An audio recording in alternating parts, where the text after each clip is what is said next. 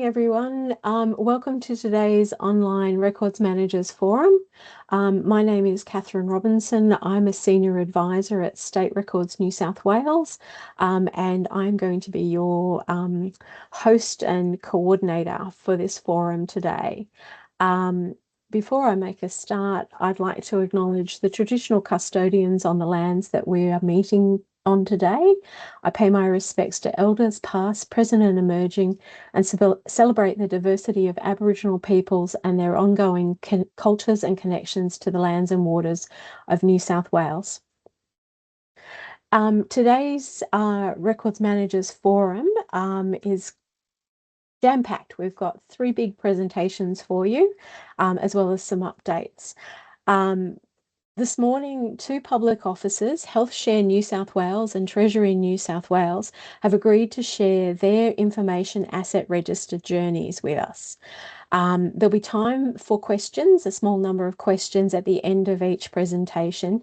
And to assist us, I'd ask that you put your questions into the Q&A on the top of your screen, and that will enable us to manage the questions and also for us to see the questions when it gets to the end of the presentation and obviously facilitate the Q&A process. The first presentation is from HealthShare New South Wales. And this will be presented by Lois Villarosa, who's the Associate Director, Information, Privacy and Ethics at HealthShare New South Wales.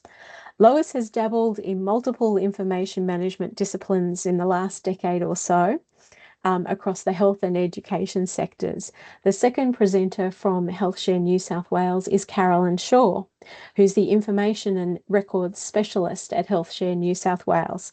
Carolyn has been in records and information management for the last 30 years in a number of agencies across state and local government.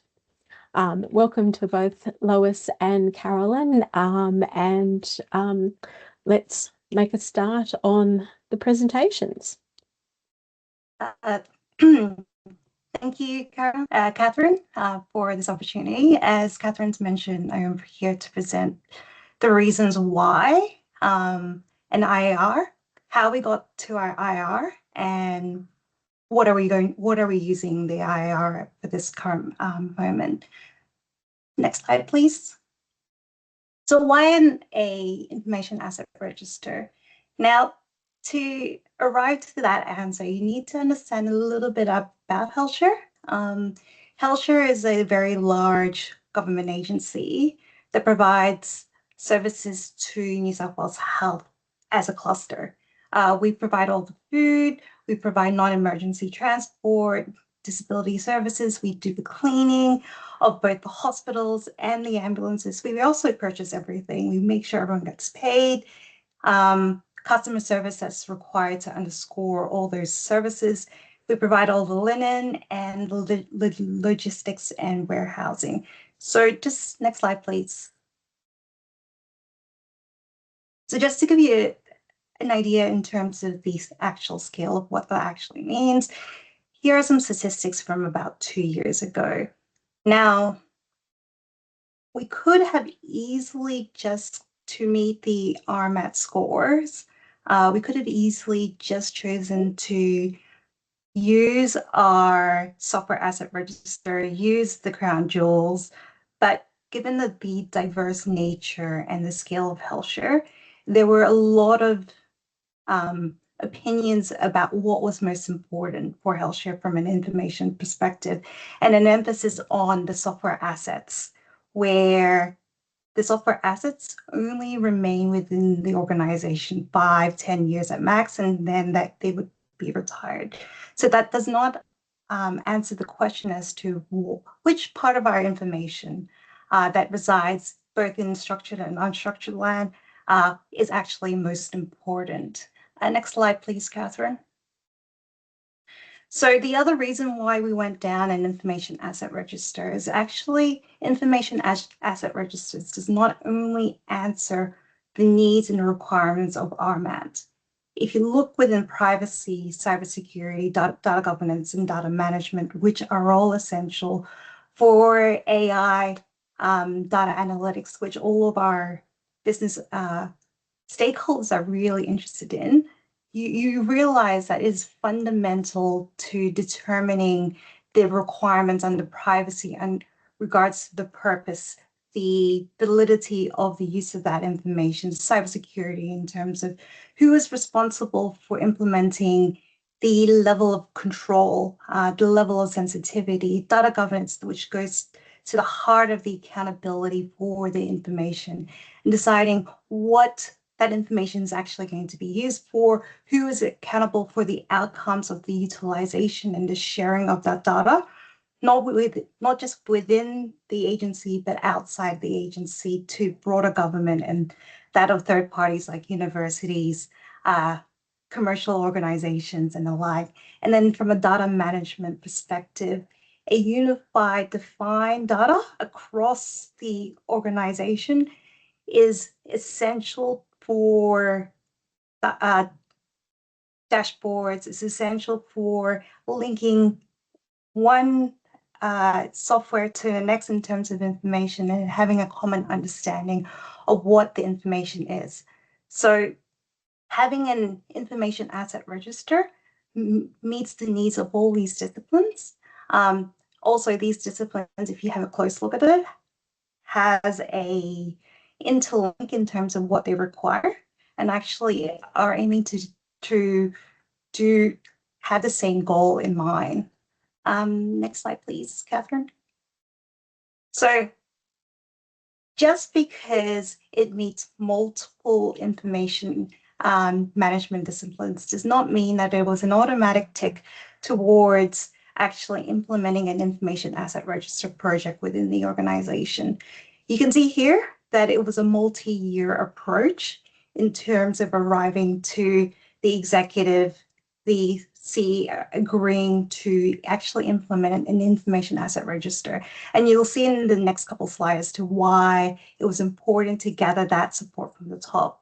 From a records management assessment tool, you'll see that we tried various ways in terms of evidencing where we are from a maturity perspective, and the evidence that we use to support our maturity score, which is admittedly low.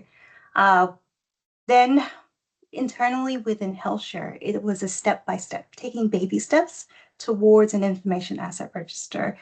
But most importantly, it was attaching the accountability and responsibility not on the records team itself, but on all the business across the organization, making them realize that the accountability does not just sit with the senior responsible officer, but sits with every single business line, with every single level of staffing in terms of the hierarchy.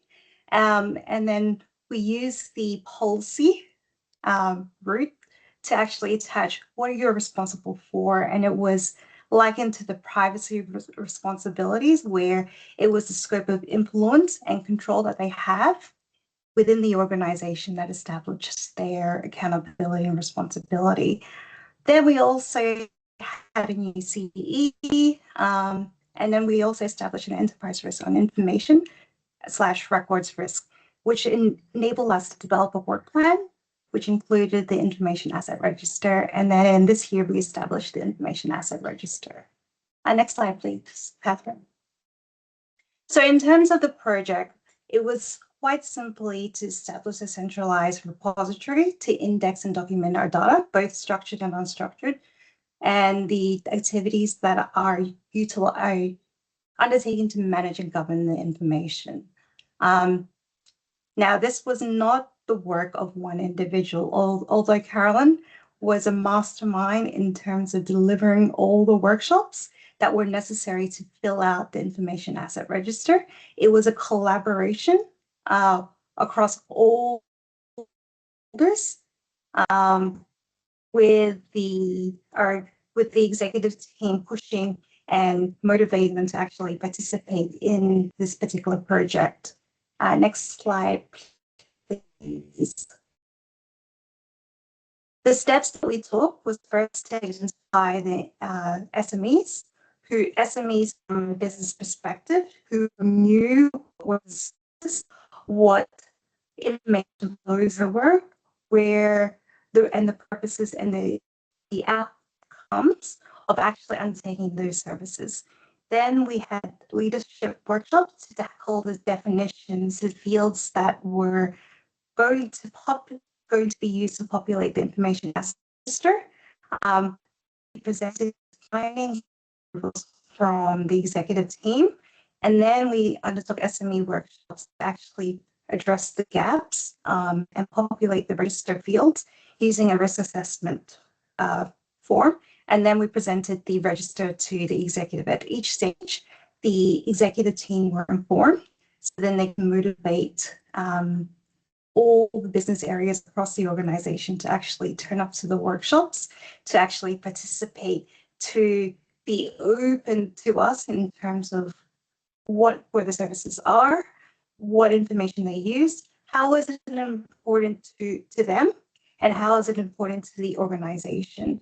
Because the information asset register is based on the services that we provide to the organization rather than it lives in this repository or it lives in this ICT application. Because the nature of information, it flows from one application to another, sometimes paper, back into electronic, and having that flow of information is essential. It's essential to understand who's actually accountable for the end-to-end services and end-to-end information. Next slide, please. So I mentioned it was essential to get the executive support because of these figures. Throughout the project, we held 9 director-wide meetings with senior leadership teams within each of the directorates. We held 111 SME meetings, and each of those meetings were between an hour to 2 hours each. Carolyn spoke to 117 representatives, and we ended up with 110 information assets, which were endorsed and approved by the executive who then became the data custodian or information custodian for that particular information asset. Each of the assets received a high, medium, or low in terms of the risk criteria from an information compliance perspective and also from a perspective. Next slide, please. Now, the key definitions here, you can see it was really centered on the services that were used, that uses the information. And we used another project within HealthShare to help define the boundaries of the information asset and our service catalog, because we provide a lot of services to New South Wales Health. We're used to figure out how many information assets there were in each directorate and where do we create those boundaries, because defining the boundaries is essential to defining the accountabilities and responsibility for individual information assets. Next slide, please. Now, I mentioned medium, low, and high criteria from a compliance perspective. These are ours. These were developed in consultation and in collaboration with representatives across HealthShare to ensure that there is ownership over this criteria, and it was not just the brainchild of Carolyn and mine. For HealthShare, we decided in consultation with the executive that high risk, high value information asset would require the information asset to have at least 4 of the high criterions. Next slide, please. And then from a service perspective, because to create can we go back to the previous slide, Catherine? And then from a service perspective 3, to ensure that they know that we're not just putting compliance at a pedestal, but actually what they see as valuable from an organization perspective is actually captured as well from a value proposition in terms of what is it for me.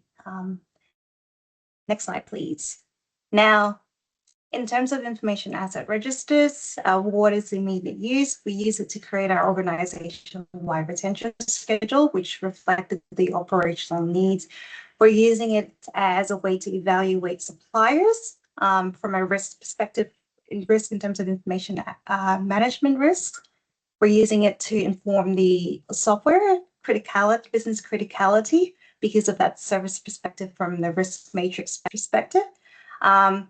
We are using it to create an enterprise view of all our assets, risk issues, and retreatments.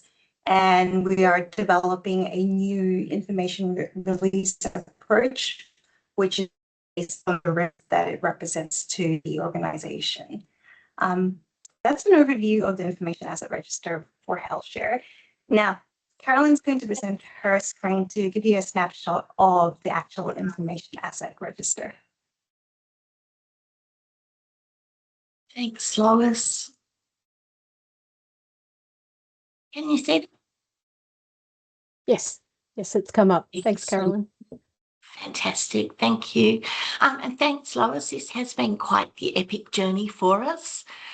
When Lois first asked me to take on this task, come up with the questions, create the SharePoint list, and meet with all the business SMEs, I just laughed. I thought, how am I going to do all of this with no prior knowledge of what an asset register is or what one looks like? And I was relatively new to health. So I decided to take the time on a tradition and I Googled it. I found lots of examples from both Australia and overseas. I looked at the asset registers that had been created, the questions that were asked in them, and I set about creating a fit-for-purpose HealthShare one. But I came into it with very much with my records manager's hat on and very much from a purely records perspective. But as Lois said earlier, there were a number of complementary disciplines that we need to include, and I hadn't considered them. Things like the information data flow, information sharing, privacy, cyber, and governance. So back to the drawing board I went, and I came up with 50 questions that, fingers crossed, had covered all of these. So the register, as you can see, is a cut-down version of the list. Across the top are the rows, are the questions that I've turned into the columns, and the rows are the assets and the responses. Now, before I met with all the business SMEs, we decided to roll the assets up into a broad overarching asset where individual documents and pieces of work could sit and feed up into the asset. Otherwise, there'd be 56 million policies, 49,000 procedures, lots of documents that were individually listed and had to be managed as individual assets. So it's much more palatable for the business, less overwhelming, and much more manageable to roll them all up into an overarching asset. And in fact, one of my questions was, give me a list of all of your artifacts that feed into this asset. So once I jumped into the 2-hour sessions with the SMEs, I really had to quickly gauge their levels of understanding so I could ensure that they were getting what I was asking. I only had one shot to capture as much information as I could in these sessions. So it was very much about building trusted professional relationships and respecting people's times and workloads as much as it was about getting answers to the questions. But before I met with them and to get meaningful answers from people, I spent a lot of time looking at each of the business areas, looking at what they do, who they do it for, what their systems were. So I looked at their intranet sites, I looked at their business continuity plans, their business impact assessments, and their software asset registers. This helped me get an understanding of some of their business lines, some of their work practices, and gave me some really useful local terminology. So when I asked them a question and I used their terminology, I got the, oh, okay, that's what you're asking for response. It helped me help them and help them help me. So that was a really good win from that. The other really good thing that came out of these sessions was that the SMEs realised the importance of the accountability and responsibility for the work that they do and for this register as a piece of work. Some of the groups even started thinking about their own processes or lack of processes. And I subsequently reached out for some help and to get some training sessions for their teams so they knew that they were managing their records appropriately and their privacy and release of information was all appropriate. So this suggested to me that we had some success in establishing engagement and trust and integrity in what we were doing. And the fact that it was a win for them, the what's in it for me factor was met. So that was really important. But if I just go through some of the columns or some of the fields in the register, I've got the directorate, I've given the information assets a name, I got a description of each of the information assets, and the more information I got here, the better it was, because it means that I could use some of their examples later on in the session if there was a few silences or they weren't quite sure what I was asking. I could go back to this and say, here you said this, can you expand on it a little bit further?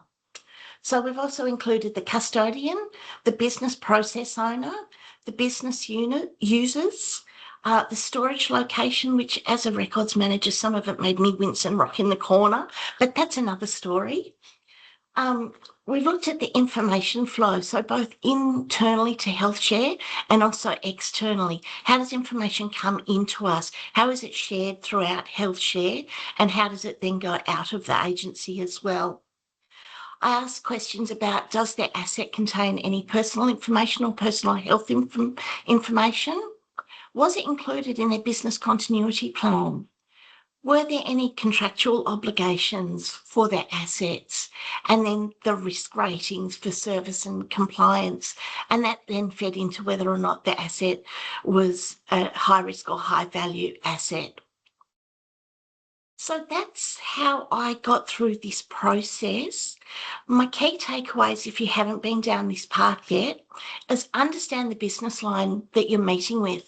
Do some homework about them and on their work. Use some of their terminology.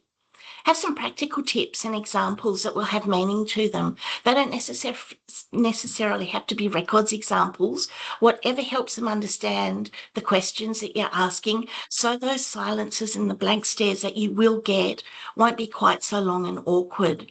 And the last thing that I think is a really important takeaway, don't expect you'll capture everything the first time and get it right.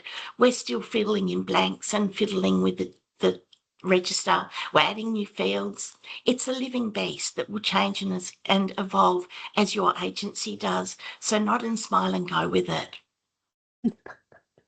Thank you. Thank you, Carolyn. Thank you, Lois. Let's have a look and see if we have some questions. Oh, there's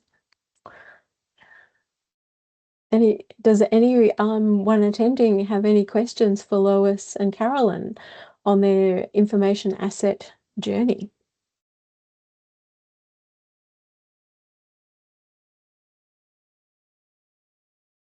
Well, I have a question for you. So, Lois and Carolyn, what's next? So you've got the information asset register. What's next?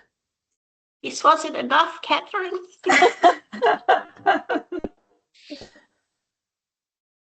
We're going to focus on our high value information assets. Right. And wait and see what happens there. Right. Okay. Very good. So we're looking at uplifting and making sure that our high risk, high value records are being managed properly, are being managed appropriately, are being accessed appropriately, safe and secure. Great. And are findable, usable and reusable. Oh, great. So in other words, using the information, you've got the information asset register, now putting it to use to actually make a difference in managing those assets. Okay, we've now got a couple of questions. The first one's from Nosheen Alam, who asks, what was the most challenging aspect of developing the information asset register? From my perspective, the most difficult part was actually gathering the momentum within the organization. Right. So having the support from the top was a long journey, and the executive team actually needs to trust you as a team to actually deliver this project. There's a lot of information gathering projects across the board, not just from our disciplines, but from other disciplines which have failed. And so another proposition where you are going to use up the business's time to share information. Without that trust, they may not turn up. They may not be open to discussing what they actually have. So it's getting their trust, getting the momentum started. Because once you started the project itself, the first pass through that Carolyn went through was 2.5 months.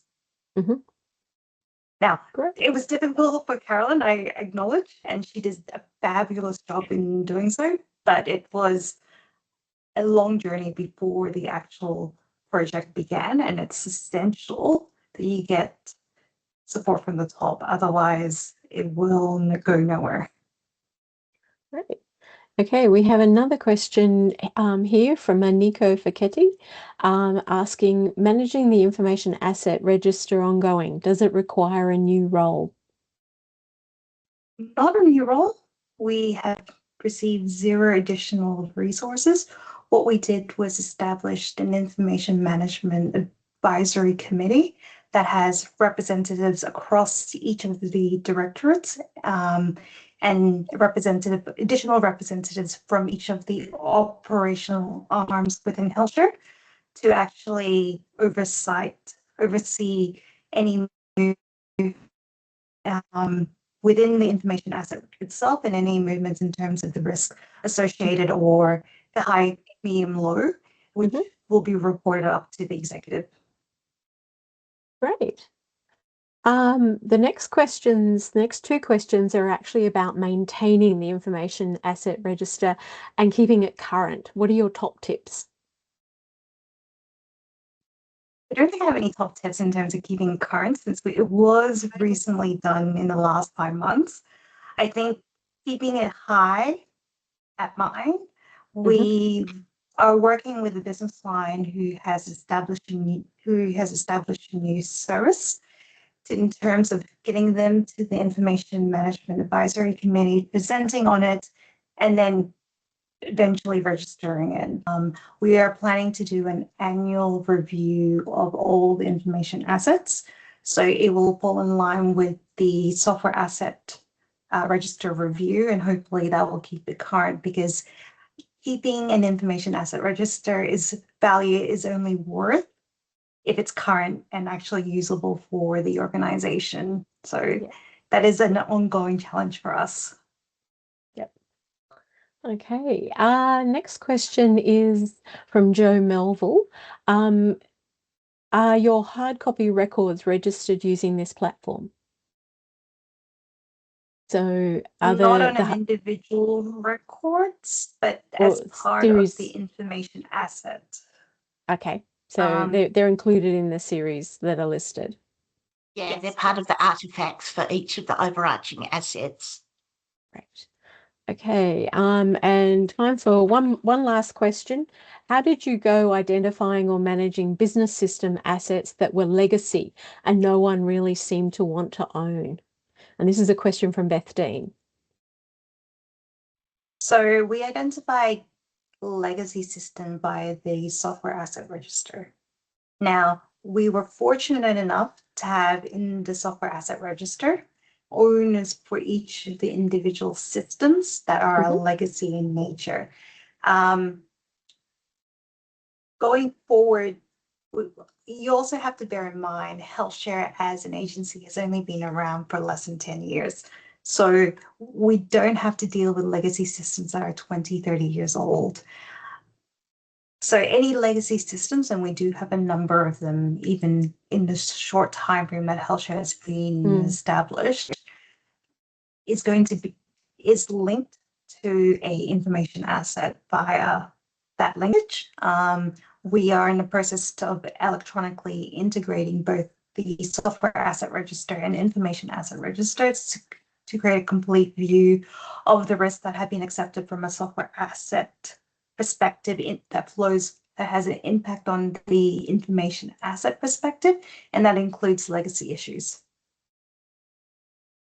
Lovely. Well, thank you very much, Lois and Carolyn, for taking us on your journey to develop and draft a information asset register, and we wish you well, and thank you very much for sharing the journey with us. I'm now going to share the slides again and introduce our next presenter.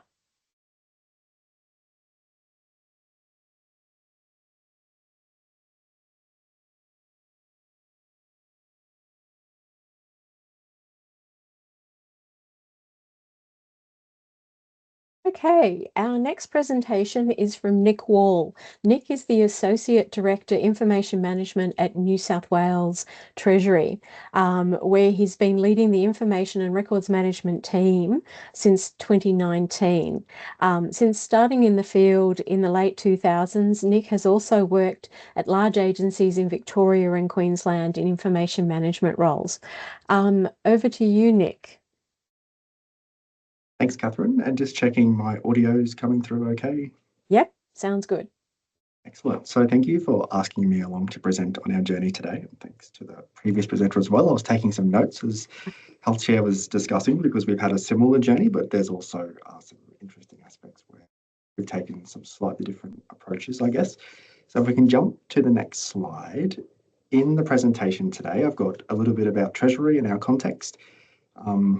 Why an information asset register? Why did we go down this path? A couple of screenshots of what we've built in the Power platform.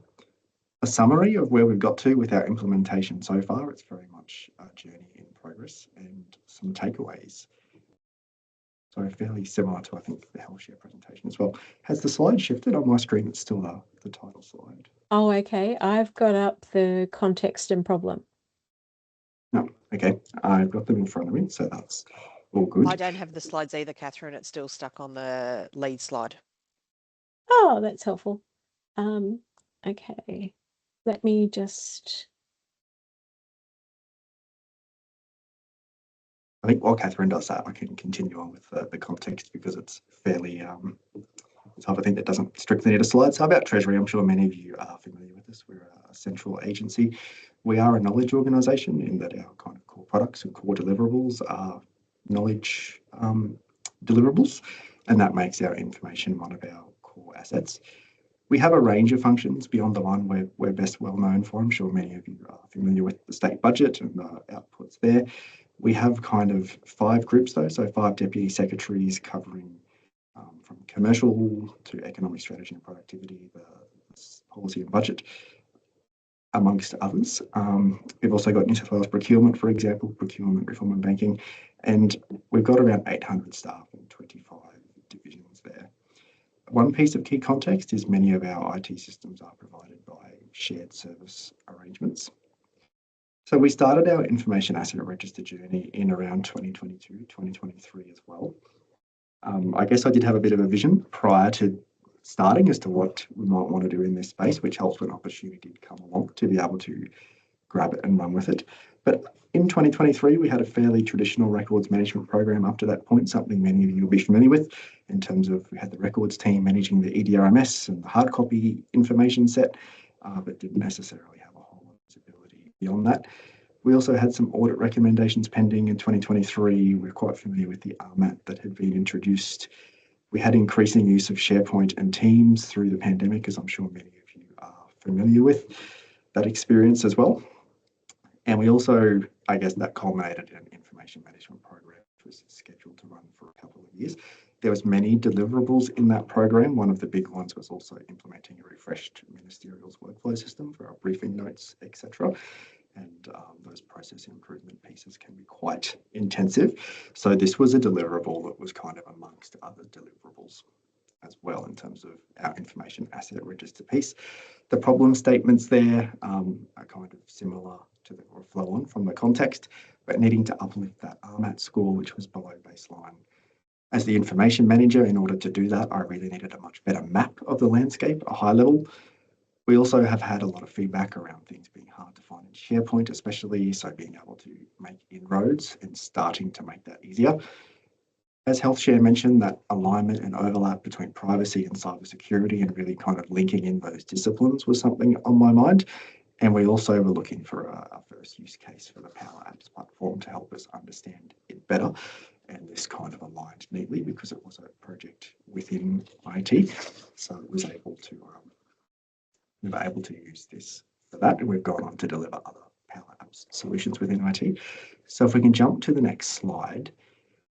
So I guess in terms of why information asset register, this was some of the things I was kind of thinking about back in 2022, 2023. And it wasn't strictly just around RMAT. I guess it was kind of a broader set of considerations, philosophies, visions on what should a records and information management team be doing in the mid-2020s. What's our kind of primary tool set? You know, if you look back over the last 30 years, 30 years ago, kind of the hard copy realm was our realm. Then we kind of morphed into a lot of system administration work. What's kind of that next journey there? And I tend to very much believe information asset registers will be one of our primary tool sets going forward as we continue to evolve as a discipline. And the key thing I think they really do is give us a map of the information landscape beyond what we've traditionally interacted with. I think a really important point there is this wasn't about trying to replicate something we could just go and buy off the shelf in terms of building something. There's a lot of solutions out there that will go and interrogate every single document we have. It's really about that high level view as opposed to the granular view. A lot of solutions out there that will give us the granular view. As part of that, how do we get that oversight without requiring access? I think that's something an information asset register can certainly help us with. Traditionally, we've relied on kind of just running the EDRMS and getting as much content in there as possible. And I read a book many years ago, I forget the name of it, but it was about the information management field and how it will progress into the future. And one of the strong imprints it left on me was the need to really evolve into a place where we're facilitating and influencing stakeholders as well as kind of doing some of that doing work. And I see that an asset register is really a tool through that high level map that gives us there that HealthShare kind of made around really looking for ways to promote collaboration across the cybersecurity, IT help desk, privacy and information access teams with the information management teams are really leaning into that facilitating, influencing, collaborative kind of mindset. And I guess the one last point I have on this slide was just thinking about our own record keeping as an information management team. We deal with long-term timeframes. How do we kind of present and organise our information and records in a way that helps us know what we know and have access to what we know with those long-term timeframes in mind? Decisions I make today will kind of my predecessor in 10 years' time will need to have access to those and be able to fit them into the context in 10 years' time. And I think an asset register gives us a way to do that as well. So that was some of the thinking that was going on at the time, which kind of led us to including it in that information management program that started in 2022. And that ultimately culminated in building a solution in Power Apps. So if we jump to the next slide, I've got a couple of screenshots in the subsequent slides as to what this looks like.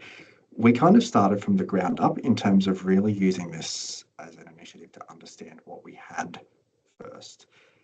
So our core data point in the app that we built, and I'll show that in the subsequent slides, but it's principally a database, is what we're currently calling digital workspaces. So a digital workspace can be lots of different things. It can be a SharePoint site, it can be a shared mailbox, it can be a top-level folder in the EDRMS, a top-level folder on the network drives, a Power BI workspace, a Jira or Confluence workspace, what we might call a custom data set. Most business systems should at least have one custom data set in them. So really building out that map of where people are working and what's where. So that's kind of our core data point. And as in terms of building up that kind of high level map of the landscape, we've got a number of other data points in the asset register, which we can then map those workspaces through to. So information assets, which we'll touch on in a second, business systems, we've got an ability to run assessments through there. So we currently run our privacy assessments through there. I've got some screenshots on the subsequent slides. We can also map through to retention schedules. The thinking there was at a high level. I know there's that kind of divergence of views at times in the record space. Do we do kind of big bucket retention or granular level retention? I think there's arguably a place for both. And being able to just map this out at a high level kind of just gives us a feel of what's where, gives us a sense of where we can go and focus. Instruments at Treasury, we have a lot of interesting information sets as a result of our diverse activities, and being able to kind of track how we got those, why they're ours, etc. That often comes through regulations or contracts and agreements and various other instruments. So being able to just put those in a list, but also map it back to what it relates to build that understanding. Also being able to map through to access directions, Museums of History series as well, and to be able to run case management through the system in terms of, I guess, a broader way of working. There's kind of IT help desk tickets for level 1 support, but those things that kind of go a little bit beyond a ticket, data migrations, detailed design work for a SharePoint site or something, being able to kind of record that, track that, but then also link it back into the workspace. So we've got that behind the scenes view through the app, and then we have a business facing view that's delivered through Power Pages. So we have a My Information board there, which I will show on the subsequent slides, so I won't spend too long covering that here. And we have our privacy portal and privacy assessments. So I'll cover those on the other slides as well.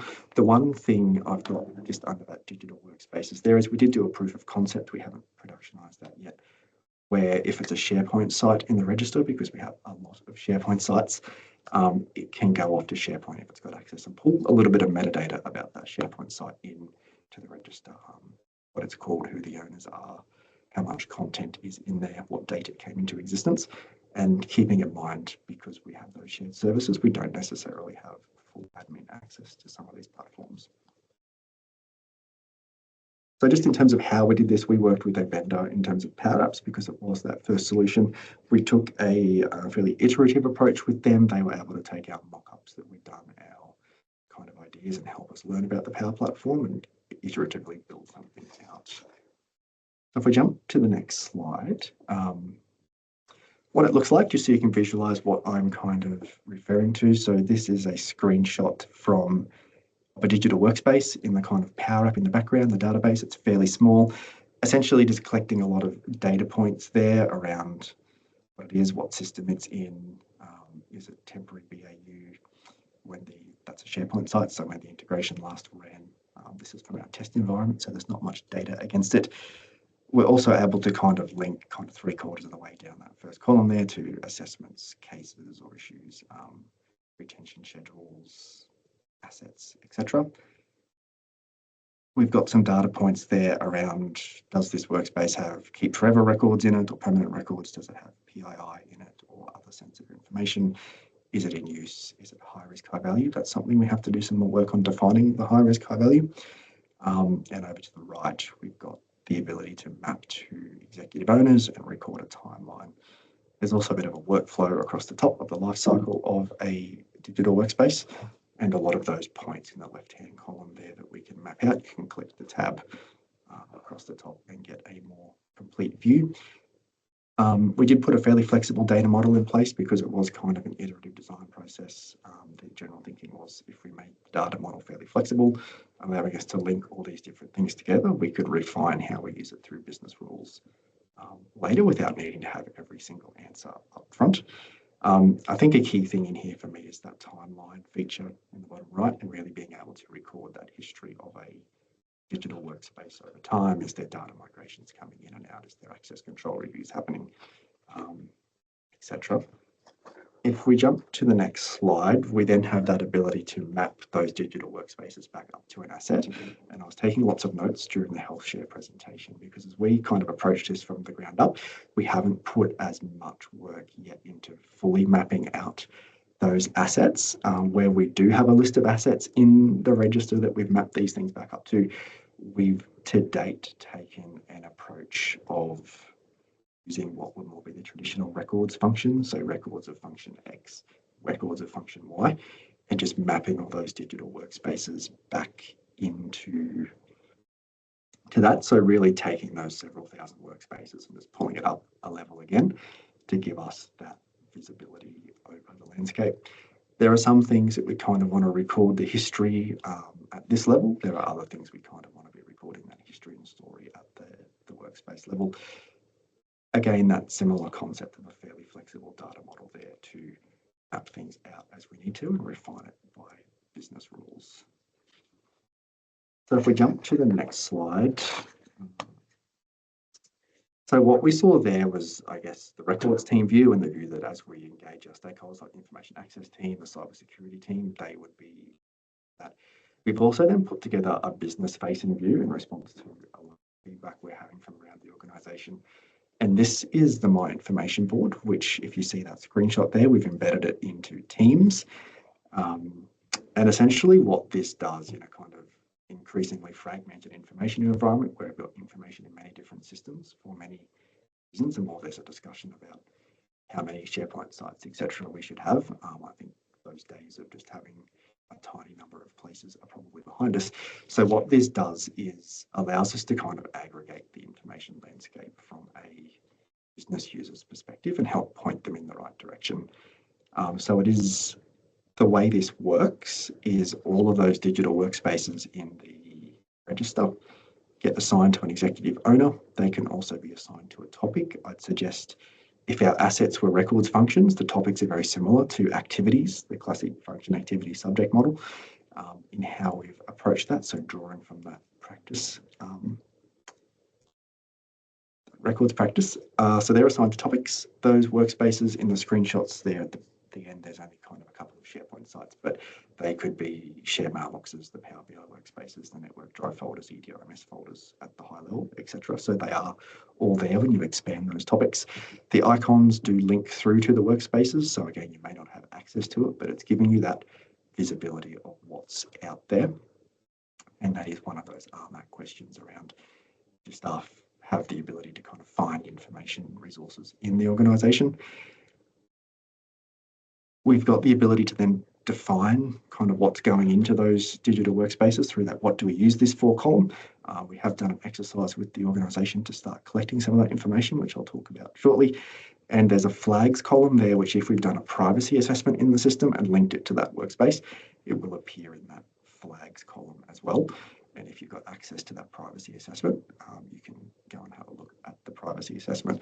So really kind of tying everything together and giving staff members that kind of initial inroad to the information landscape. One of the points we had, especially around SharePoint, was people do struggle with the lack of structure and hierarchy in SharePoint compared to other systems.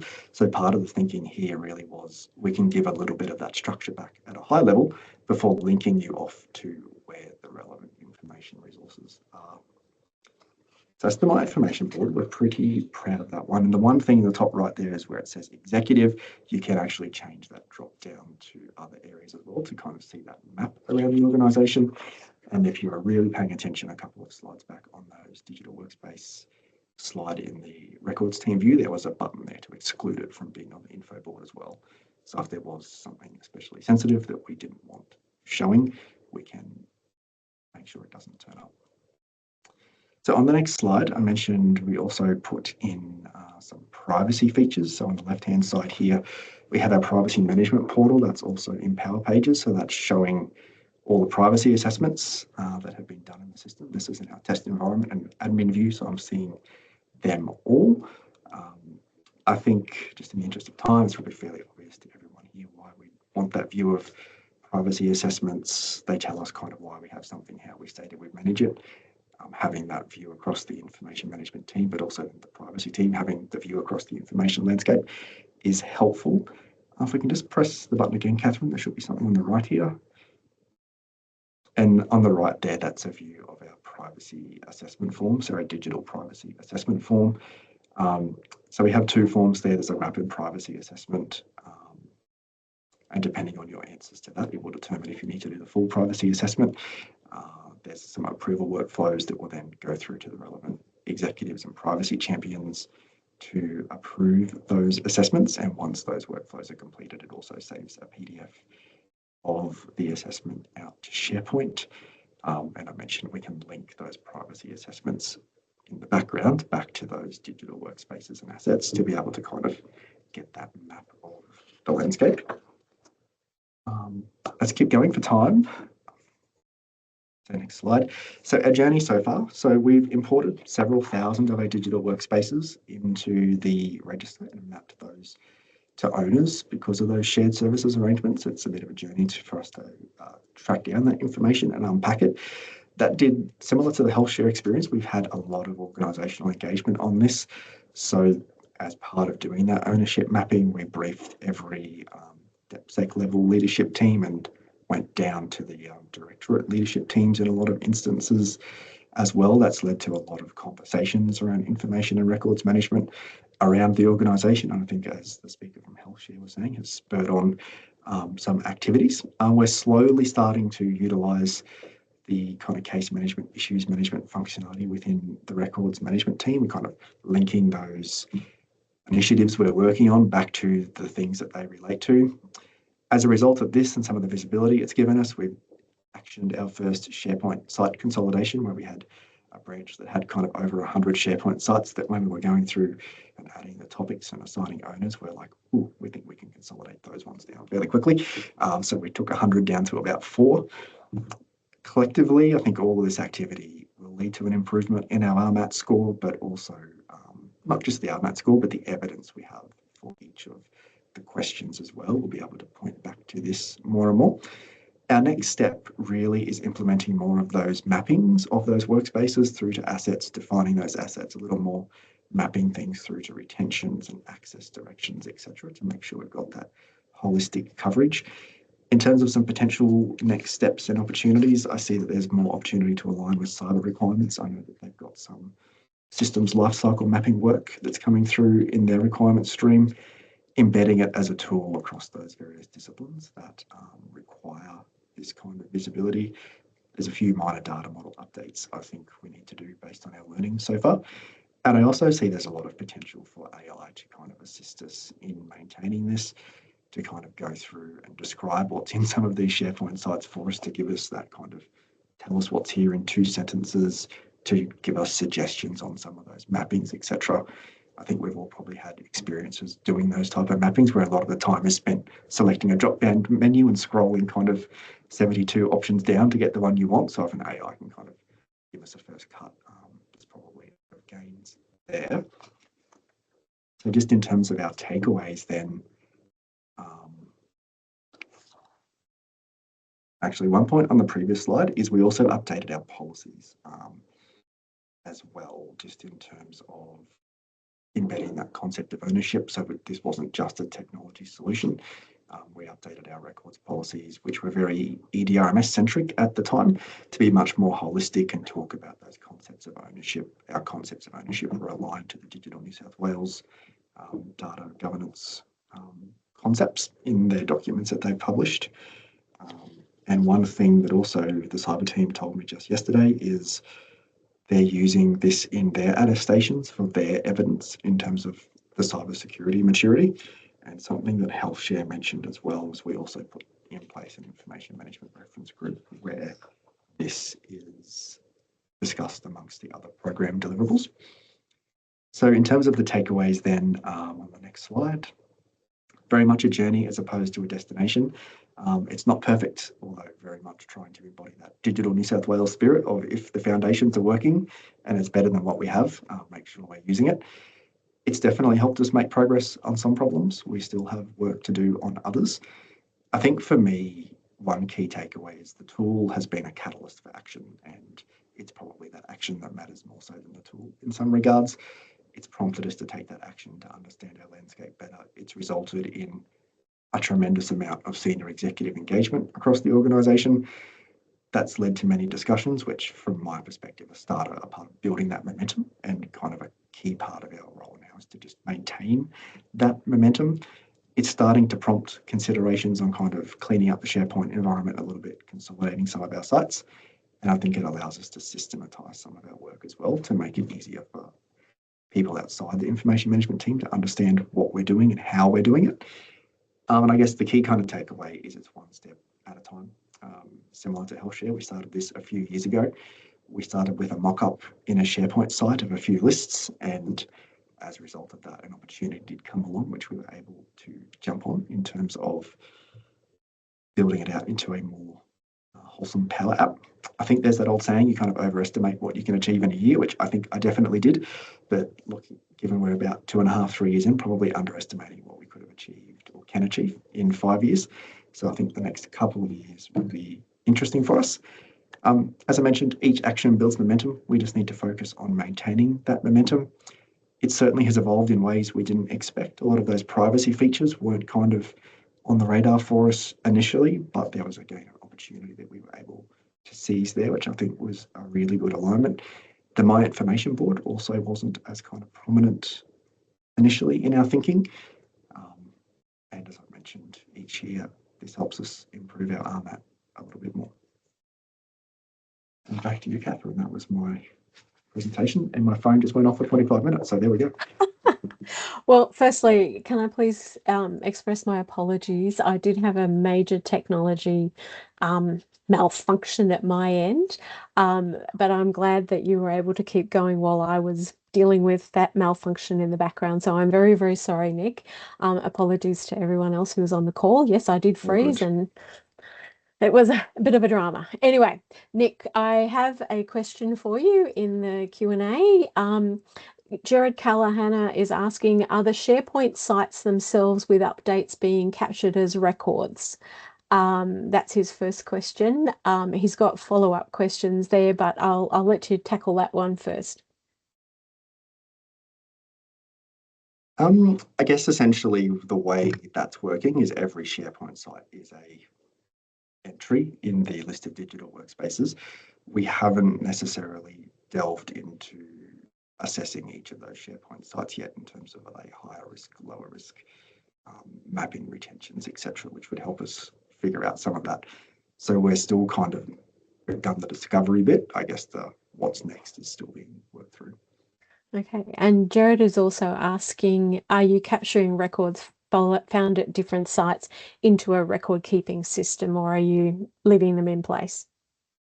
Leaving them in place, and I guess this is a response to, as well, to that kind of evolution from EDRMS to manage in place and needing to understand the landscape and have visibility of the landscape beyond just the EDRMS. So we're definitely adopting that manage in place approach. And I guess part of my broader philosophy on that as well is moving things can introduce issues as well. I think we've seen situations in the past where items have been moved and dates have changed, which has meant we've had near misses in searches and those types of things.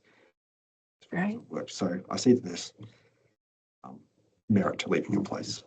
Okay, and time for just 2 more questions. So I'll just move on to the question from David Warden. Did you have a vendor build the information asset register in Power App, or did you build it? We had a vendor who worked on that with us and helped us understand the Power Platform as well. Great. And last question from Karen Burgess is, how big is your records team versus your organisation? That is a really good question. So at the moment, our records team is around 4 FTEs and Treasury's 800.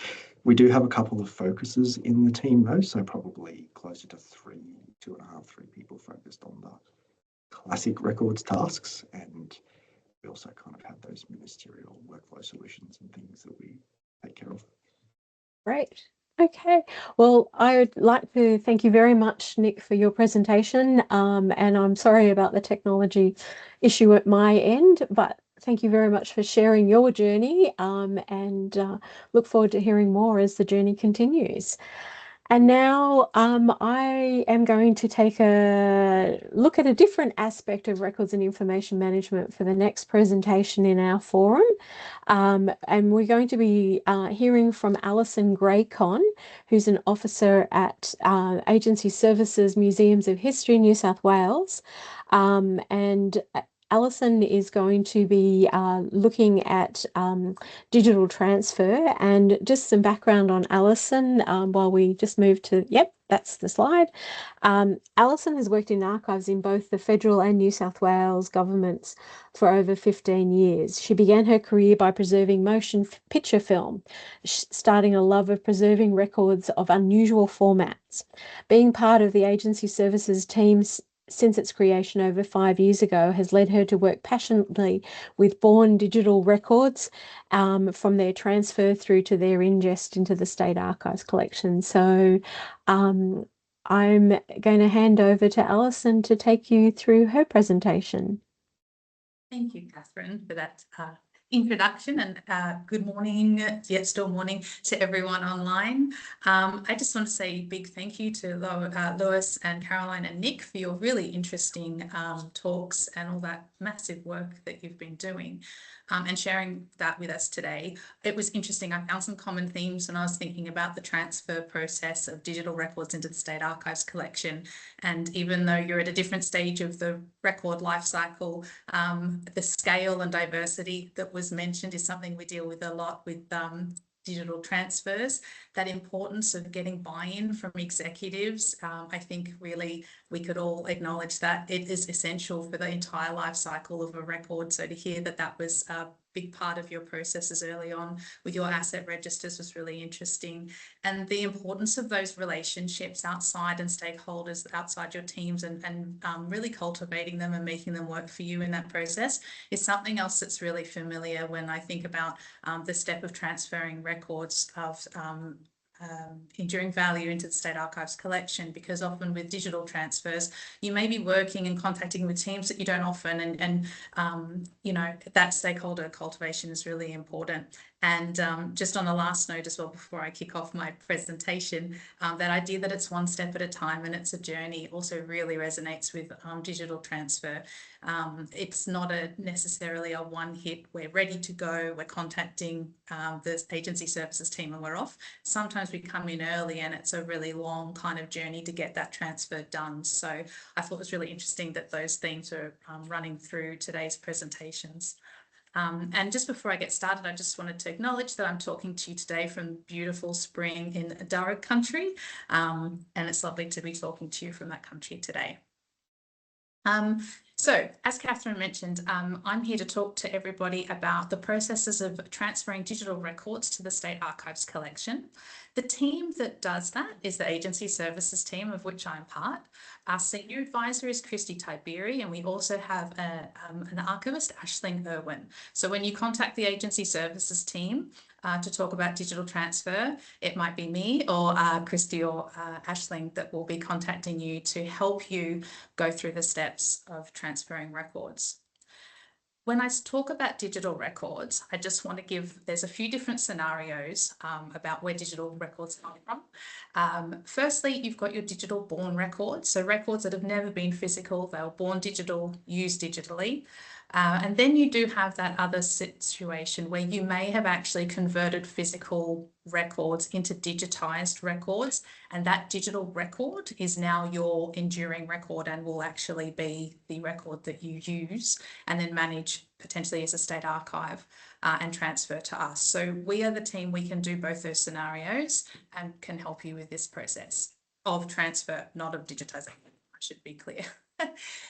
We often have other situations as well where the physical record has been digitized by a public office, but the physical record is still required for that transfer and the digital copy comes in as an access copy. I won't be speaking so much to that scenario today, but if you have that scenario and would like help transferring your physical records but also a digital copy, you can reach out to us as well. So today I'll be talking primarily about the digital born records or digital records that may have started as physical but are now the digital record will become the State Archive. So why are we transferring digital records at all? There's a number of reasons why you'd be wanting to transfer your digital records required as a State Archives to our collection. And one of those is that it reduces your organisation's cost for software licenses, vendor support for supporting and continuing legacy systems, reducing storage space and hardware infrastructure costs. It also passes on any risks and liabilities that you may have with maintaining accessibility to those records.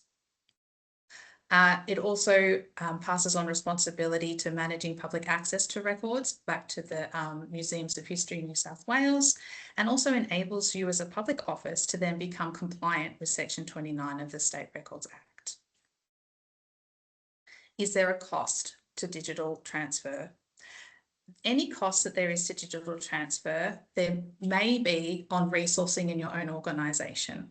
So you may need to have appropriately skilled staff to migrate records or extract records out of systems or identify them and sentence them in the first place. You may need to migrate records of obsolete physical, so your hard drives or floppy disks, etc., may need to be migrated into new formats and things like that. However, we do not charge for visits or support, calls or ongoing storage, etc., to the State Archives collection. So any costs will most likely, as I said, be resourced internally, and we can help with those discussions and as you prepare your digital transfers. How do you describe your digital records? With metadata is the easy answer, but what is metadata? What's minimum metadata is a question we get a lot of the time. But like physical records, digital records need to be arranged in a series and then also have their items and consignment lists created just like you do with a physical transfer. Often you can get lots of metadata out of the systems that you're exporting digital records out of, and we are happy at any time to be given extracts of metadata from systems to see if what we require matches, or if we may need some more, or if you have too much and we may say we are the, this is the metadata that we require from you. On our website, we have some advice pages, and we do also have a digital transfer consignment list, which can guide you into what we need as a minimum set to describe digital records in their series, folder structures, and then the digital objects as well on the files. How do you start to request a digital transfer? A digital transfer can be requested via our public service portal and selecting digital on the item list template page when you are asked what kind of record you are transferring. If you don't have access or an account or a user account to our portal, you can reach out to us at Agency Services and we can get one created for you and show you how to use the portal to request transfer of digital records. Thank you. Next slide. So once you have identified your digital records, you've got a series to put them into, you've got your extracts and metadata, and we've authorized a transfer. How do you actually deliver those digital records to us? It is not via the public office portal, but we do have, as I mentioned earlier, that diversity of and scale of digital transfers that we work with. We also have a diverse range of methods to get that data to us. So we have options from delivering hard drives to you with secure pins that you can put data onto. We also have some secure drop boxes as well, or we can accept hard drives that maybe you've prepared earlier, and then we can get the records off those. So we try and work with you to find a solution that will be fit for purpose. What happens after the transfer and delivery of records? The agency services team is also responsible for the ingest of digital records into our State Archives digital repository. So after we've authorised the transfer and received the data from you, our team will work on the ingest of those records into our system and notify you that that ingest has been successful and completed. And then your record descriptions, item level descriptions and things will then be available on Primo for people, our external website for people to search through and access your records according to the access directions that you provide to us during transfer. And we can also provide a service as well for file retrieval once you have transferred your records to us if you need something back. And then oh, yes. So what to do. So that was all with your Born digital records.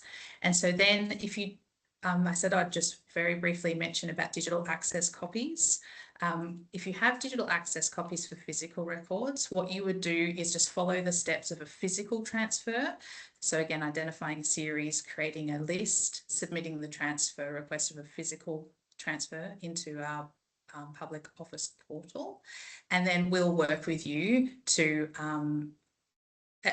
ascertain the digital copies, and then we'll link them together in our portal and then take receipt of the physical records as well.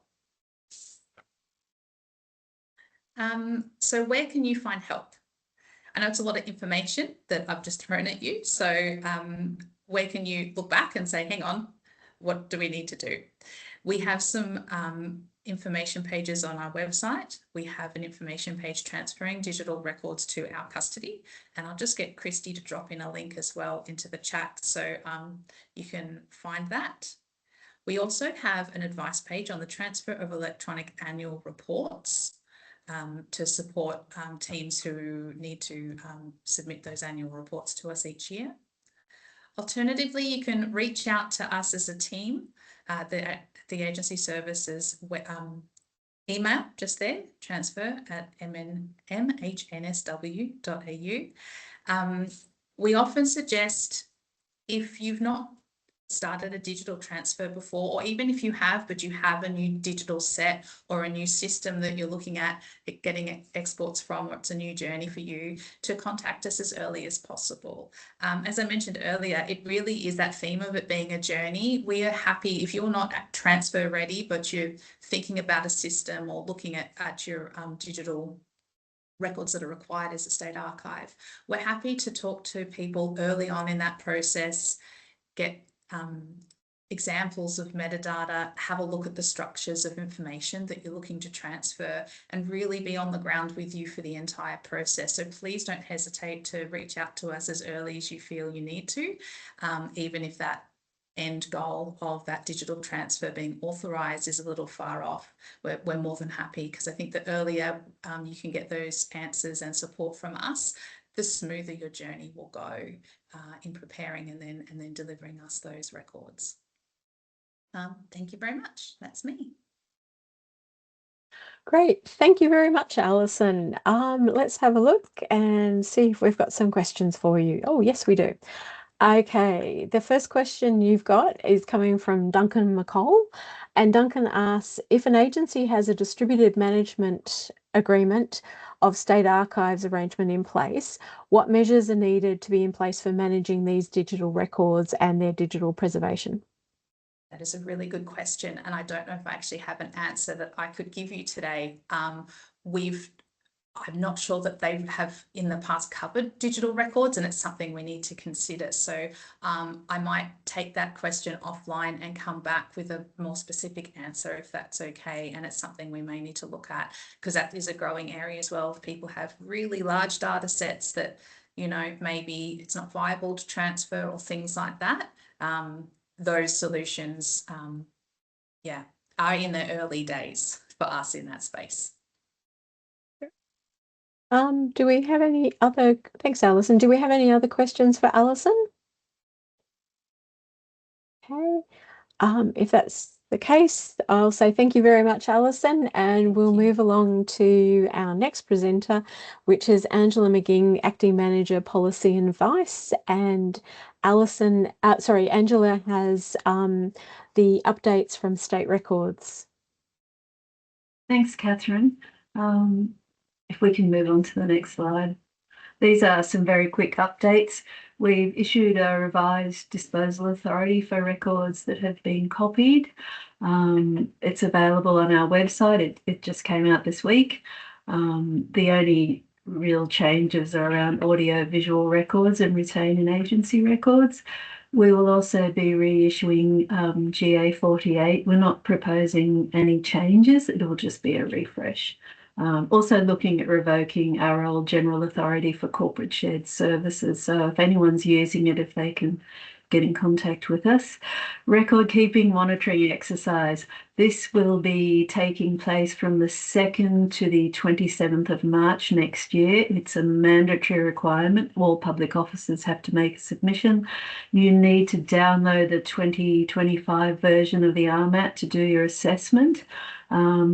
To assist you with doing the RME this year, we've got a new RMET guide, and Catherine's done a lovely new webinar. There's also some updated resources on our website. We encourage you to start early so that you have sufficient time to complete the assessment and to coordinate with the various business units if required. I think last year we had a lot of people trying to log on to the service portal at the last minute, and there were issues. So if you can try and do it as early as possible. If you don't have a login for the service portal, please get in touch with us because you do need one to load your assessment in March. Last thing, we, State Records New South Wales and Museums of History New South Wales would like your feedback. In the chat, we've just placed the link for the 2025 Public Office Satisfaction Survey. We'd appreciate it if you could complete the survey and give us your feedback. Your opinion is important to us and it helps to shape our work. So thank you in advance for completing the survey. And if everyone could do it, that would just make our day. Back to you, Catherine. Thank you, Angela. So that pretty much brings to a conclusion today's Online Records Managers Forum. I would like to thank all of our presenters today. So Lois Villarosa, Carolyn Shaw, Nick Wall, Allison Graycon, and Angela McGing for your presentations and contributions to today.